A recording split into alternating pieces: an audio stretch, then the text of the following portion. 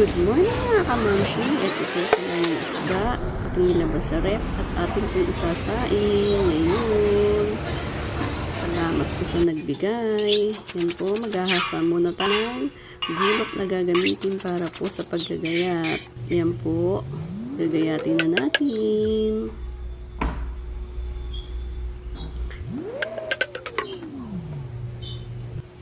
Yan, ginagayat ko po natin. Medyo mapurol pa rin po ang gulok na ginamit ko. Hindi ko po masyadong nahasa. Yan po, nagayat na din. Siyempre, huhugasan po muna natin. Tatanggalan natin ng mga hasang.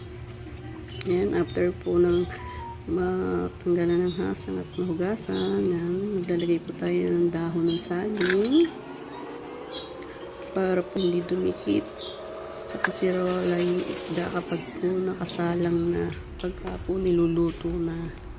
Isang po kasi nadikit yung isda na dudurog po siya.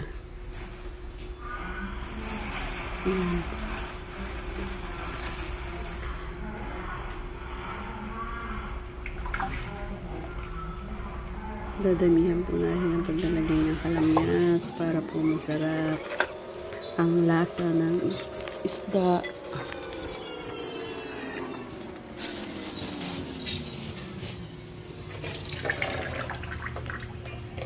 Po, dinamihan ko na po ang kalamyas. Yan na po ang resulta.